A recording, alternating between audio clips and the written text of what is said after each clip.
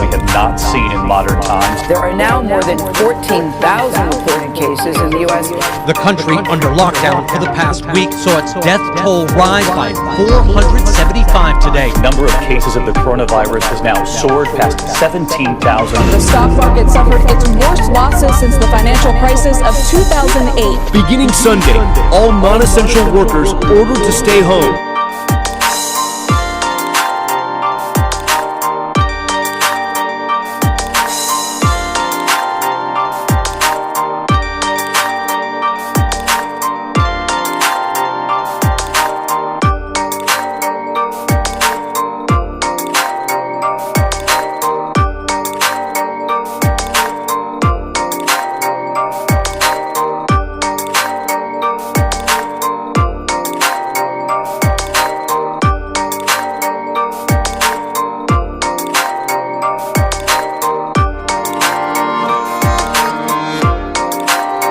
In the early days, it was said that this work would help us with pandemic preparedness, say predicting the evolution of the virus or predicting the next pandemic strain, which would help us make stockpile vaccines and drugs and interpret mutations in the field.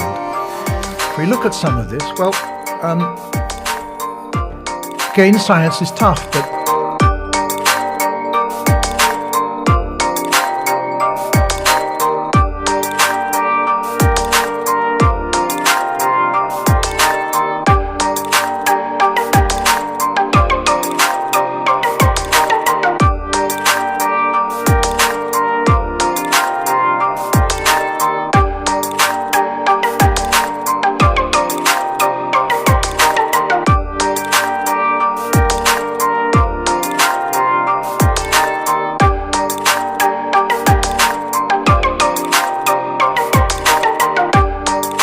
It was July 1st when a lab worker at the National Institutes of Health found the smallpox vials while cleaning out a storage refrigerator. The vials appeared to date back to the 1950s. The vials of smallpox are currently being tested in a level 4 high containment laboratory at the CDC in Atlanta. From that moment, the CDC, NIH, FBI, FDA, and World Health Organization worked closely to develop a plan of action. The White House was immediately informed that a potential agent of bioterrorism had been found. Science is complicated, and we always find that it's more complicated as we proceed. But in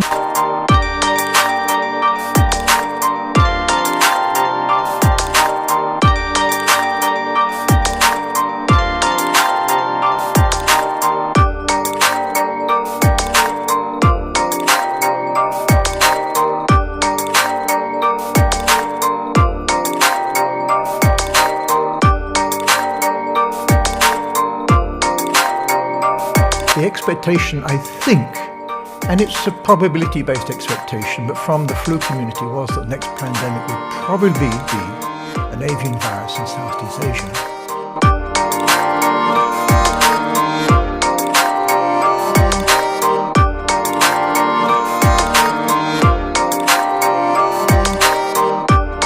Barricaded and guarded by police with masks, Chinese authorities have traced a new deadly virus back to this seafood market in the city of Wuhan. They say a new strain of coronavirus originated here has struck dozens of people and put an entire region on edge, sparking concern that the virus might have been transmitted from animals to humans.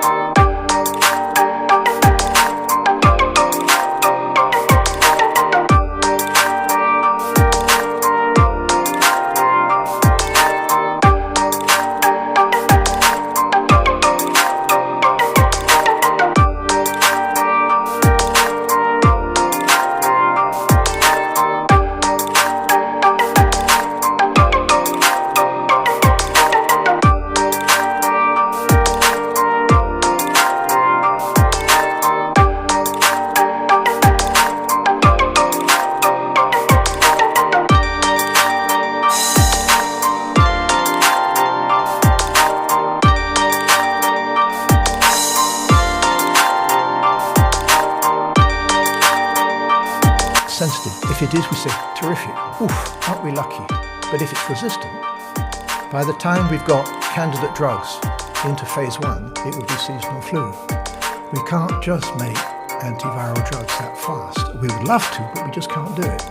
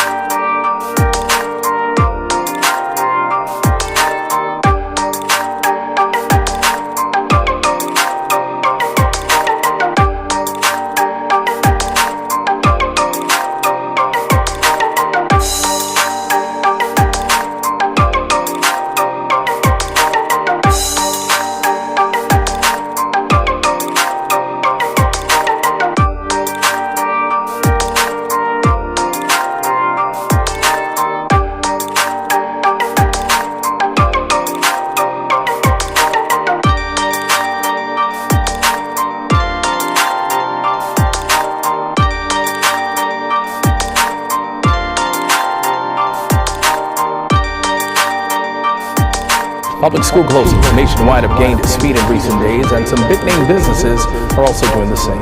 It's not just schools. The closures are hitting nearly every aspect of life. In the 1900s, smallpox was pretty much a thing of the past in countries like the United States or in Europe, but in much of the rest of the world, smallpox was continuing to kill millions of people. There were outbreaks triggered by people returning from voyages from afar. In 1947, some travelers came to New York City and had gone to every major tourist site before coming down with the disease. Thousands of New Yorkers were exposed. I can't even imagine this today. There's no way to prevent the movement of viruses in a world where planes exist.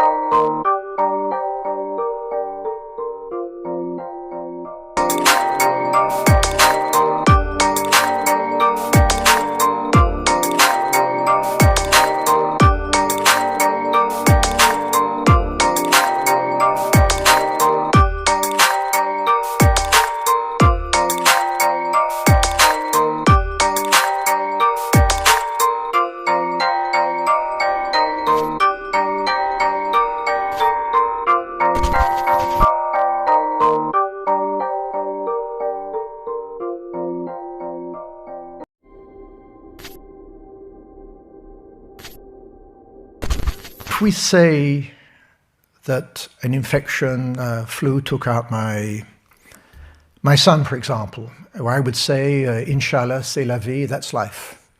But if, being a virologist, and I could do PCR and barcoded the virus and found it came from a lab, well, you know, I might just go and see my lawyer.